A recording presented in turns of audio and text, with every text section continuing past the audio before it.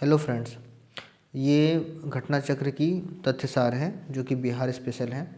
जो लोग 68th BPSC अपना देने वाले हैं, 68वीं बीपीएससी एग्ज़ाम देने वाले हैं, उनके लिए ये बुक काफ़ी हेल्पफुल है। और हमारे वीडियोस में हमारे चैनल पे इस बुक को completely page bye page, line by line और सेंटेंस बाय सेंटेंस कवर किया जाएगा। तो आप में से जो भी लोग बीपीएससी का एग्ज़ाम देने वाले हैं या देना चाहते हैं, वो इस वीडियो को अच्छे से कई बार देखें। इससे क्या होगा कि जो भी इसके रिलेवेंट फैक्ट हैं, जो भी इम्पोर्टेंट इसके डाटा हैं, वो जो है आपको याद हो जाएंगी।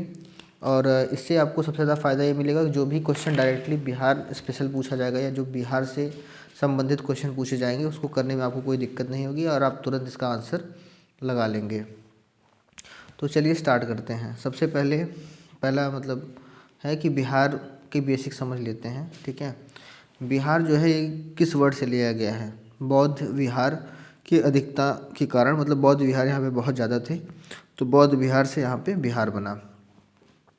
इसकी स्थापना दिवस अगर आप देखेंगे तो 22 मार्च को इसकी स्थापना दिवस मनाई जाती है। इसका थोड़ा बैकग्राउंड देख लीजिए। 12 दिसंबर 1911 को बिहार को बंगाल से पृथक प्रांत बनाने की घोषणा दिल्ली दरबार में हुई। मतलब 12 दिसंबर 1911 में क्या हुआ था कि बंगाल से बिहार को अलग किया गया था। ठीक है, इसकी दिल्ली दरबार में घोषणा की गई थी। 22 मार्च 1912 को बिहार को उड़ीसा संयुक्त प्रांत के गठन की घोषणा विधिवत जारी की गई थी। 22 मार्च 1912 में क्या हो गया था, बिहार और उड़ीसा दोनों को अलग करने की बात, मतलब एक घोषणा पत्र जो जिसको गैजेट कहते हैं, उसमें जारी किया गया था। इसके पूर्व बिहार अविभाजित बंगाल का भाग था। बिहार इसके पहले क्या था कि बंगाल डिवीज़न का पार्ट था।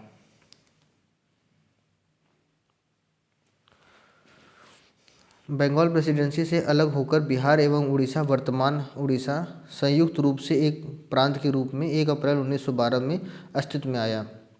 मतलब बंगाल प्रेसिडेंसी उस समय जो प्रचलन में थी, उससे अलग होकर के बिहार और उड़ीसा, जो वर्तमान का उड़ीसा है, ये पहले उड़ीसा था, ठीक है, अब उड़ीसा है, ये एक प्रांत के रूप में 1 अप्रैल 1912 को अस्तित्व में आया। मतलब 1 अप्रैल 1912 में आया। 28 मार्च 1936 को बिहार के लिए पृथक विधान परिषद की गठन का आदेश पारित किया गया था। विधान परिषद कब बना? 28 मार्च 1936 को इसे बनाया गया। 1 अप्रैल 1936 को बिहार एवं उड़ीसा दोनों अलग अलग राज्य के रूप में अस्तित्व में आए। 1 अप्रैल 1936 में दोनों लोग अलग अलग रूप से सामने आए। ये थोड़ा सा बैकग्राउंड है, इस पर डायरेक्टली कभी कभी इनके बैकग्राउंड बेस्ड क्वेश्चन पूछ लेते हैं। ठीक है। 25 अप्रैल 2000 को पृथक राज्य झारखंड के गठन के लिए बिहार राज्य पुनर्गठन विधेयक 2000 में स्वीकृति प्रदान की गई। मतलब बिहार और झारखंड 2000 में अलग हुए थे, उनके बारे में है। 2 अगस्त 2000 को लोकसभा एवं 11 अगस्त 2000 को राज्यसभा ने बिहार राज्य पुनर्गठन विधेयक 2000 को पारित कर दिया। मतलब 25 अप्रैल को इसके लिए दिया गया था, विधेयक बना करके दिया गया था, जो 2 अगस्त 2000 में इसको फाइनल कर दिया गया। 11 अगस्त को ये दोनों जगह से पास हो चुका था। 25 अगस्त 2000 को विधेयक राष्ट्रपति डॉक्टर के.आर. नारायणन की मंजूरी के साथ बिहार राज्य 2 हिस्सों में विभाजित किया गया। 25 अगस्त को बिहार को 2 पार्ट में डिवाइड कर दिया गया था। पहला पार्ट जो था वो बिहार था, दूसरा झारखंड था। 15 नवंबर 2000 को झारखंड एक नए राज्य के रूप में अस्तित्व में आया। अगर आपसे पूछ लिया जाए कि झारखंड कब बना, तो 15 नवंबर सन 2000 में बना था। ठीक है, इसे बिहार से अलग किया गया है, झारखंड। अब थोड़ा समझते हैं प्रदेश। प्रदेश की राजधानी पटना है। ठीक है, बिहार की राजधानी पटना है, जो इसकी प्रदेश की राजधानी है। प्रदेश की राजधानी जो है पटना है। उच्च न्यायालय कहाँ पे है? पटना। 1 दिसंबर 1913 में स्थापित किया गया था और एवं उद्घाटन इसका 3 फरवरी 1916 में हुआ। क्षेत्रफल, अब इसमें थोड़ा देखते हैं। क्षेत्रफल की दृष्टि से राज्यों के क्रम, भारत का 12वां राज्य है जम्मू कश्मीर के पुनर्गठन के पश्चात। अगर जम्मू कश्मीर के बाद आप देखेंगे तो भारत का 12वां सबसे बड़ा राज्य है। और अगर आप राज्य और केंद्र शासित दोनों को मिला लेंगे तो वहाँ पे 13वां है। ठीक है, वैसे तो स्टेट वाइज में 12 है, मतलब राज्यों के हिसाब से 12 है। अगर आप केंद्र शासित प्रदेशों को भी शामिल कर लेंगे, लद्दाख जो लेटेस्ट बना है उसको लेकर के 13 है। जनसंख्या की दृष्टि से तीसरा है 2011 की जनगणना के अनुसार। भारत में स्थान जो है इसका तीसरा है। अगर जनसंख्या की दृष्टि से आप देखेंगे तो इसका स्थान तीसरा है। राजकीय भाषा यहाँ की हिंदी है। दूसरी राजकीय भाषा यहाँ की उर्दू है। जैसे हर स्टेट में एक से ज़्यादा लैंग्वेज बोली जाती हैं, तो उस जगह पे इसकी जो राजकीय भाषा है ये उर्दू भी है। अब यहाँ से डायरेक्टली क्वेश्चन आते हैं। राजकीय वृक्ष कौन सा है? पीपल है। राजकीय पशु कौन सा है? गेंद। ये डायरेक्ट मतलब आते ही हैं क्वेश्चन, इस टाइप के हैं। राजकीय पशु कौन सा है? बैल है। 2013 में इससे पहले रीछ था, ठीक है, अब चेंज करके इसको बैल कर दिया गया है। राष्ट्रीय पक्षी गौरैया है, पहले नीलकंठ था, नीलकंठ नखता था, ठीक है, अब चेंज हो गया है। तो बहुत सारे बच्चों को इन जगह कन्फ्यूजन होता है कि पहले कौन था बाद कौन था, तो आप क्लियरली देख सकते हैं कि राष्ट्रीय पशु कौन सा है 2013 से बैल है, और राष्ट्रीय पक्षी कौन सा है? गौरैया है, ठीक है। अब यहाँ पे दिया हुआ है कि भौगोलिक रूप से ये कहाँ पे है अक्षांश में, अक्षांशीय विस्तार क्या है? 24 डिग्री 20 मिनट 10 सेकंड और 27 डिग्री 31 मिनट 15 सेकंड उत्तर की अक्षांश पे है, और ये दक्षिण का भी है, ठीक है। अगर पूछना होगा तो डायरेक्टली इनसे क्वेश्चन आ सकते हैं। क्षेत्रफल की दृष्टि से 94,163 वर्ग किमी है, ये लर्न कर लीजिएगा क्योंकि ये डायरेक्टली पूछेगा। लंबाई उत्तर दक्षिण की ये भी पूछता है, 345 किमी है। पूर्व पश्चिम जो चौड़ाई है इनकी ये 483 किलोमीटर है। शहरी क्षेत्रफल इसका कितना है?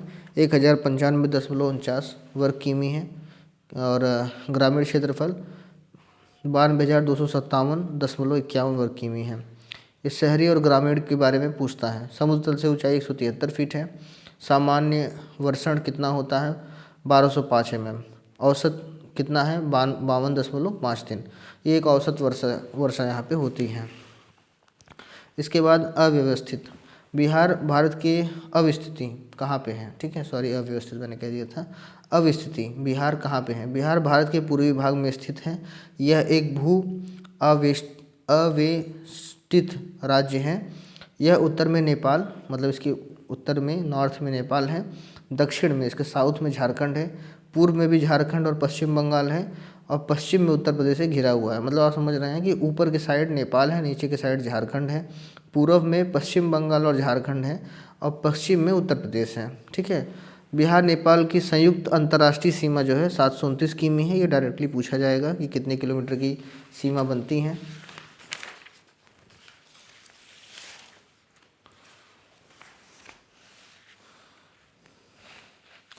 अब प्रशासनिक परिदृश्य कैसे इस पे काम होता है। प्रमंडल इसके कितने हैं? 9।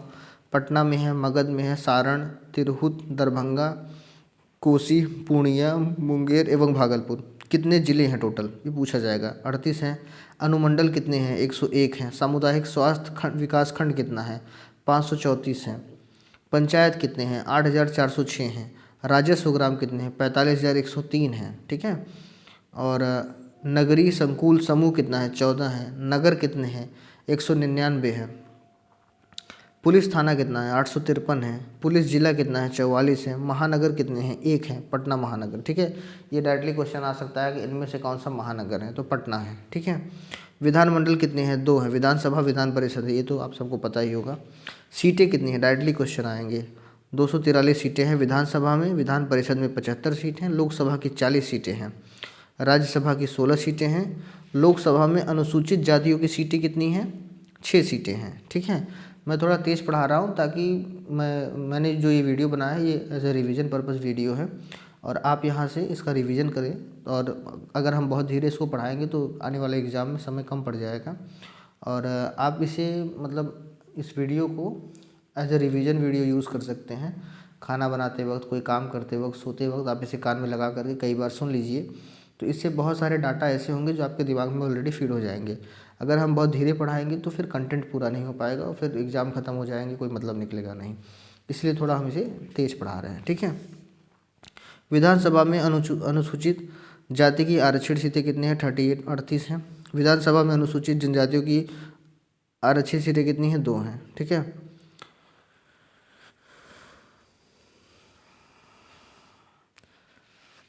राज्य की सीमा को स्पर्श करने वाले राज्य, ठीक है, मतलब कहाँ कहाँ पे कौन कौन से ज़िले हैं जो राज्य की सीमा को स्पर्श करते हैं। झारखंड को कौन कौन सा टच करता है?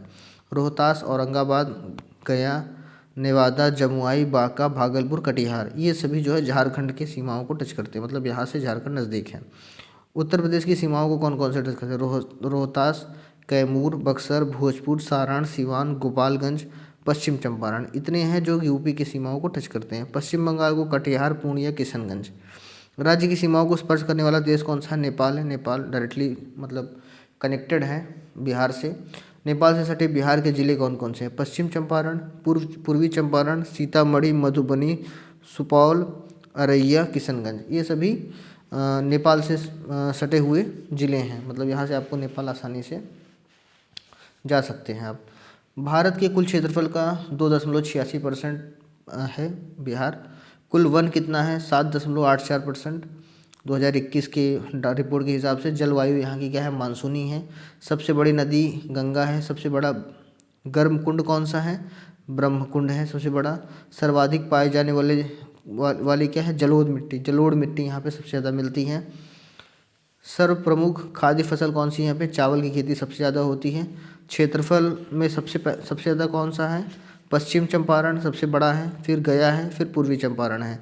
और सबसे कम में कौन सा है? शिवहर है सबसे कम, फिर अरवल है और शेखपुरा है, ये सबसे कम है। अब जनसंख्या के बारे में पूछा जाता है, तो इसमें देखिए जनसंख्या के बारे में है, तो कुल जनसंख्या कितनी है हमारी? 10.14 करोड़ है टोटल जनसंख्या, रफली आप कह सकते हैं। पुरुष की जनसंख्या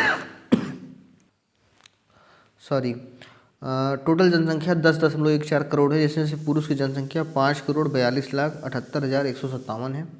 महिला की जनसंख्या 4,98,21,295 है। जनसंख्या का घनत्व है 1106 प्रति वर्ग की, मतलब 1 किलोमीटर में 1106 लोग रहते हैं। जनसंख्या की वृद्धि दर कितनी है? 25.42%। भारत की कुल जनसंख्या का 8.60% है। लिंगानुपात कितना है? 918 है, ठीक है।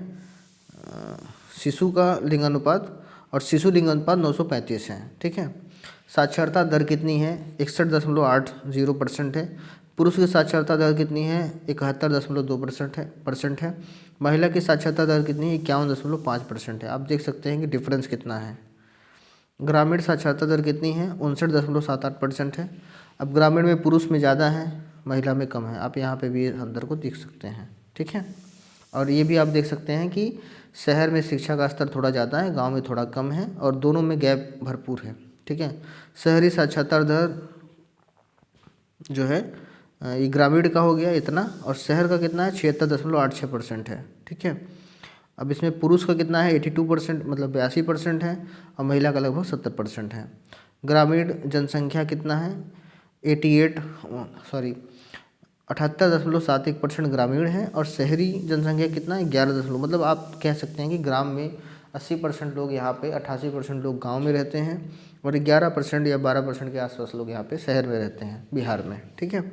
सर्वाधिक जनसंख्या वाले 3 जिले सबसे ज़्यादा कहाँ पे हैं? पहला पटना, फिर पूर्वी चंपारण, फिर मुजफ्फरपुर। ये 3 ऐसे ज़िले, ये देखिए डायरेक्टली क्वेश्चन आता है कि इसको आप बढ़ते हुए क्रम में या घटते हुए क्रम में जनसंख्या के इसे अरेंज करिए, तो उस जगह जो है आप इसे इस तरीके से करेंगे तो आपका हो जाएगा, और ये मतलब पूछा जाएगा, ठीक है। ये सब काफ़ी इंपॉर्टेंट चीज़ें हैं जिनसे क्वेश्चन आते हैं, पिछले साल भी आए थे, इस साल भी आएंगे, ठीक है।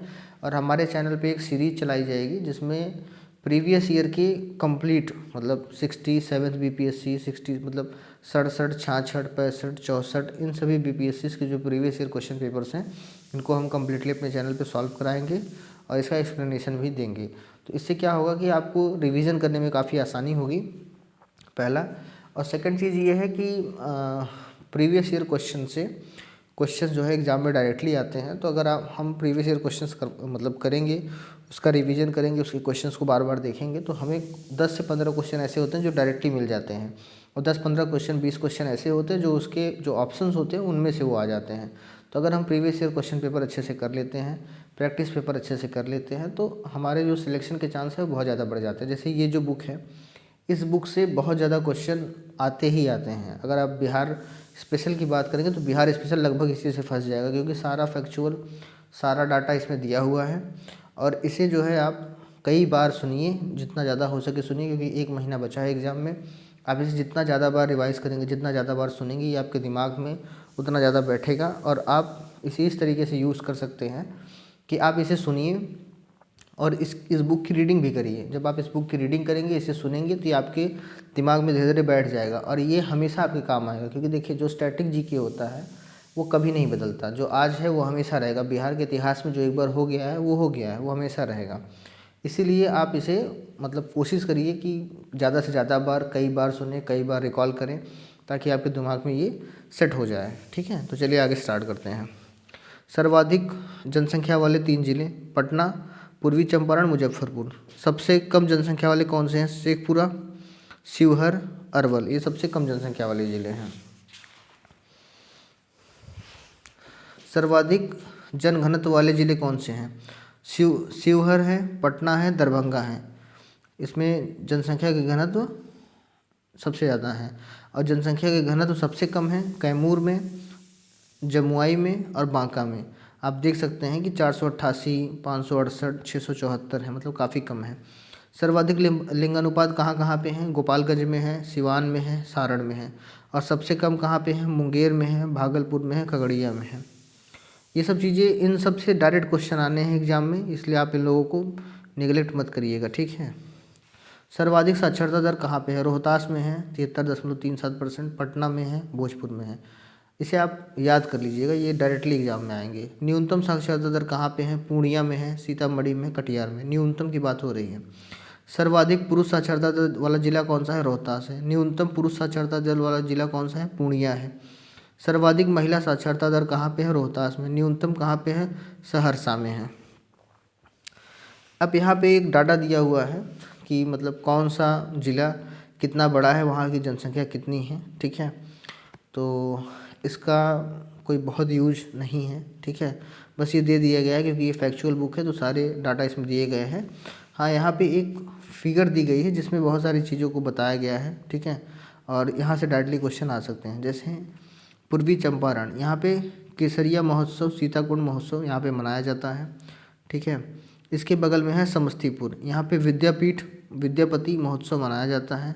ठीक है, इसके बाद है बेगूसराय। बेगूसराय में बरौनी तेल शोधक कारखाना बेगूसराय में स्थित है। डायरेक्टली पूछा जाएगा कि बरौनी तेल शोधक कारखाना कहाँ पे है, तो बेगूसराय में है। इसके बाद है मधेपुरा। मधेपुरा में क्या है? इलेक्ट्रिक लोकोमोटिव कारखाना है, जहाँ पे रेल के इंजन्स बनाए जाते हैं। कटिहार में क्या है? गोबली झील, बिहार का सबसे बड़ा नम भूमि क्षेत्र, मतलब वेटलैंड जिसे हम कहते हैं, वो यहाँ पे है।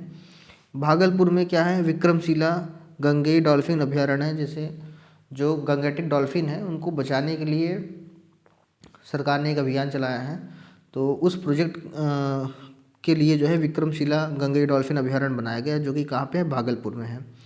मुंगेर में क्या है? भीम बांध अभयारण्य है, ऋषि कुंड है, सीता कुंड है, लक्ष्मण कुंड है, रामेश्वर कुंड है जिसको जल कुंड है, और रेल इंजन मरम्मत कारखाना है मुंगेर में। तो मुंगेर इसलिए काफ़ी इंपॉर्टेंट है। जमुई में क्या है? नागी और नटकी बांध पक्षी अभयारण्य, ये दोनों कहाँ पे? जमुई में है। नवादा में क्या है? कोलत जलप्रपात, जो कहाँ पे है? नवादा में है। गया में क्या है? दशरथ मांझी लोक उत्सव, गौतम बुद्ध अभयारण्य, वन जीव पार्क, ये कहाँ पे है? गया में है। कैमूर में क्या क्या है? दुर्गावती जलप्रपात कैमूर में है। दुर्गावती नदी पर बिहार का सबसे बड़ा वन्यजीव अभयारण्य कैमूर वन्यजीव अभयारण्य। अनुपम झील, अनुपम झील कहाँ पे है? कैमूर में है, पूछा जाएगा। दुर्गावती जलप्रपात कहाँ पे है? कैमूर में है। और सबसे बड़ा वन अभयारण्य जो है, बिहार का सबसे बड़ा वन जीव अभयारण्य कौन सा है? दुर्गावती वन जीव अभयारण्य है, जो कि कैमूर में है। मतलब कैमूर वन जीव अभयारण्य ये बिहार का सबसे बड़ा है। पटना में क्या क्या है? संजय गांधी जैविक उद्यान, इंदिरा गांधी तारामंडल, बिहार का प्रथम खगोलीय वेधशाला, भारत का सबसे बड़ा पशु मेला सोनपुर मेला। ठीक है, ये इतना जो है पटना में है। वैशाली में क्या क्या है? बरैला झील, सलीम अली पक्षी अभयारण्य, ये वैशाली में है।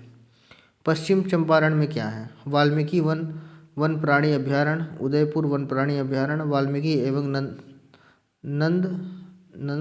नंदनगढ़ महोत्सव, ये कहाँ पे है? पश्चिम चंपारण में है। ठीक है, तो इतनी चीज़ें तो यहाँ पे पाई जाती हैं।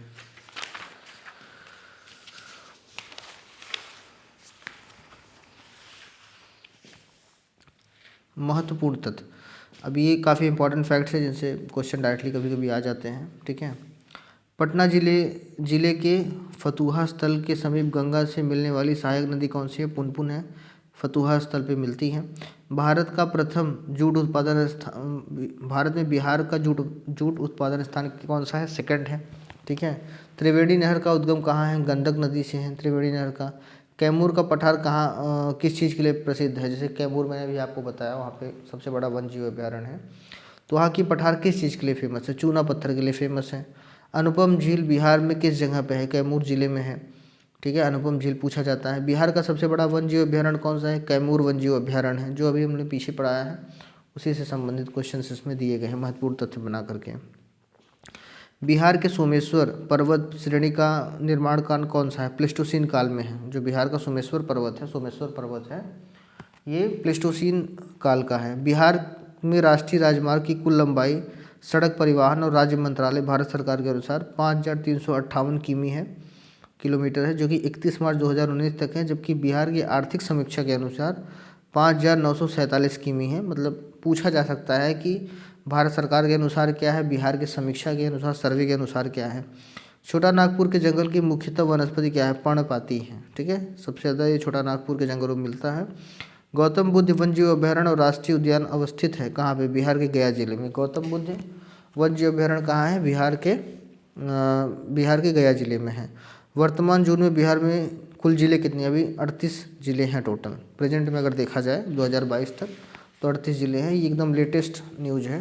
ठीक है, मतलब इसके डाटाज जो हैं एकदम लेट वाले जो हैं, आखिरी वाले वही हैं। और ये एकदम आइडियल बुक है अगर आप बिहार पीसीएस देने वाले हैं तो। बिहार की मुख्य खाद्यान्न फसलें कौन कौन सी है? चावल है, गेहूँ है, मक्का है।